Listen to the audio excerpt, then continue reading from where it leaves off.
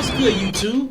I'm back, and today we're gonna, be doing something to help some of the newer players, but there might be some tips in here that aren't for newer players. And basically, I'm gonna be doing a Shinobi Striker season beginner guide for season 5, basically. Some things to catch you up if you're just now coming to the game, and some things you might not know if you left the game and you came back. So, if this is something that you think you might be interested in, go ahead and stay tuned to the end of the video. If you've been here before and you haven't already, make sure to like, comment, subscribe, and turn on the bell notifications so you can know whenever we post new videos. And I just want to thank y'all for all the support that y'all have been giving me on this channel, considering how small I've been. I've been getting multiple videos with over 1,000 views, so that's nothing without y'all. So just make sure to like, comment, and subscribe so the numbers can grow up and I can continue to push out amazing content for y'all. But let's go ahead and hop into this video. Used to lay out your own domain. Way too deep. Say that was the best you can do, Austin. 息がくせえ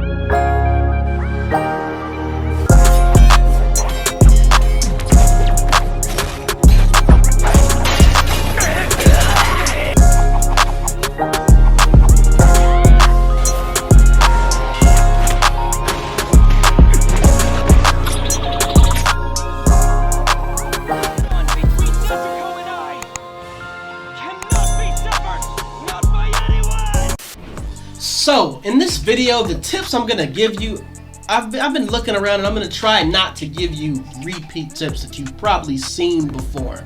And there's also only going to be 7 tips. And I know you might be wondering, why 7? Why not 10?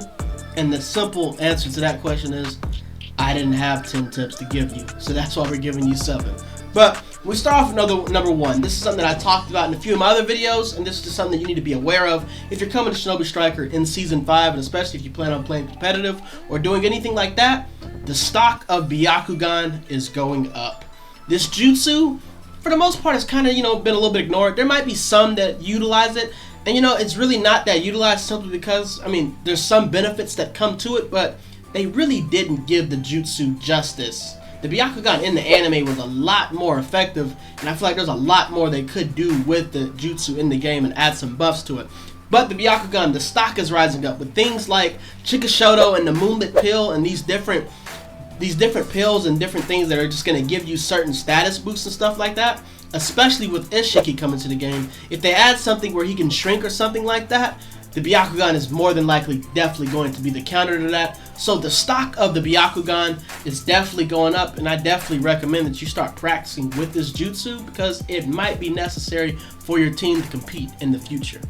Tip number 2. This might be something that you already do, but you might not be doing it enough. And what that is, reflecting attacks.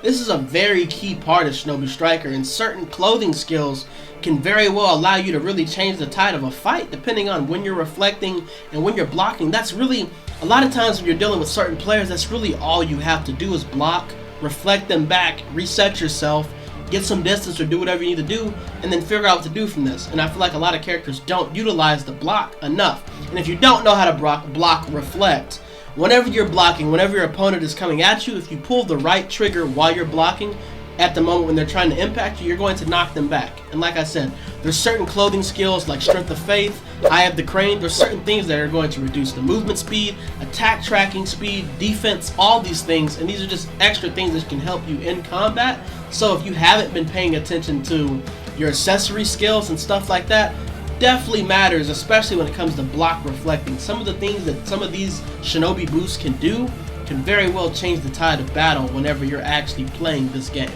Alright, so our third tip is going to be, well, it's really be more diverse with the ninja tools that you use. Don't hesitate whenever some of these ninja tools, especially these scientific ninja tools, come to the shop. The only ones that I'd probably say that you really don't have to go reach for is probably the water release bullet and probably the earth release bullet. But I still think it's fair to just get all the ninja tools just so you can have them, because you never know if you want to just have some fun with some builds. But definitely some of these ninja tools are very key and very useful. So definitely, if these ever come to the shop, you need to get things like the Paper Bomb Kunai, the Paralysis Seal. The Cooling Breeze is definitely one of the best ninja tools in the game just for all the things that it does. Demon Wind Shuriken, Crimson Star, all these ninja tools, stack up as many ninja tools as you can whenever they come to the shop, because sometimes it takes a while for them to come back. So I would definitely recommend putting your esoteric scrolls towards getting the ninja tools. Just get all of them. Have them. You never know what you might use them for, and you know how they could actually be useful in coming to certain builds. And what I forgot to talk about was the Shadow Clone tool. Whenever that comes back, you definitely need to get that, because that tool, I've been talking about it in all my videos. It does so much. Reduces status alignments, it gives you back your sub, it gives you back health. Pay attention to your ninja tools, especially when they're coming to 10-10 shop. The fourth tip is something that I see a lot of people do. A lot of people ignore their Shinobi boost. And if you've been following my channel, you know we did basically a whole little playlist going through all the Shinobi boost to let you know that these things do matter. Some of the Shinobi boosts don't really have that much of an effect, but I see so many people just slapping on random Shinobi boosts, not even really making the Shinobi boost tailored to the build they're running. If you need to, go through and look back at my playlist, or you can just look at the ranking video and that'll give you a good idea of which Shinobi boosts are going to work well and what they actually all do. But pay attention to these, especially the special ones that come out. A lot of them have debuffs also, but Shinobi boosts very well do make a difference. Don't just slap Battle Hardened or Master of Healing or Power and Spades on every build that you have. Actually pay attention to the Shinobi boosts that you're using and tailor them for the builds that you're going to be running. Because, I mean, for some, it's going to be the thing that really changes the skill gap. And I'm not acting like I'm just the most skilled player, but some of the most skilled players in this game know the difference that it makes when you're just running Battle Hardened on a build that you know that's not even useful for. There's no point of you running Master of Healing on an attack build that has no healing jutsu. There's no point of doing that. So pay attention to your Shinobi boosts and do your research on it. So for tip number 5, it's going to be learn your weapon. And I know that might just seem like something pretty obvious, but different weapons in this game will allow you to do certain things. Like the new healing weapon, something that I had to learn from one of the players I was playing with. Shout out to my man Nozakage for whenever I was playing with him, but he brought something to my attention. When you're using the backhanded fist with the healer moves, depending on how you use it, you can add different moves in midair to allow you to move around the terrain better when you're moving around the map, to a point where you don't even touch the ground when you're moving with it. And a new player coming to the game, you're not going to know these different hacks and stuff that you can do with some of these weapons. Certain weapons, depending on what you choose, will allow you to stay in the air longer, glide, all types of things. So definitely pay attention to your weapons, learn your weapons, find out which works right for you. I wouldn't really just sit here and try to listen to everybody else and what weapons they say is the best. At the end of the day, the game needs to be fun to you, so pick what you think is going to work for you as a specific person, and run whatever you want. But make sure to learn your weapon and learn the ins and outs of your weapon and what it's strong against and what it's not strong against.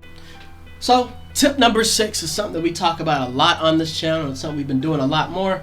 Learn the counters to certain jutsus. You need to know, what works with what, and I'm gonna give you a basic synopsis right here. And basically, the things that you basically know: Rinnegan is going to counter anything that has to do with time space. Onyx Chidori, for the most part, is going to be able to handle any reinforcement jutsus like rock or anything like that. Needle Jizo, you just need to know these things. Know which jutsu works with best.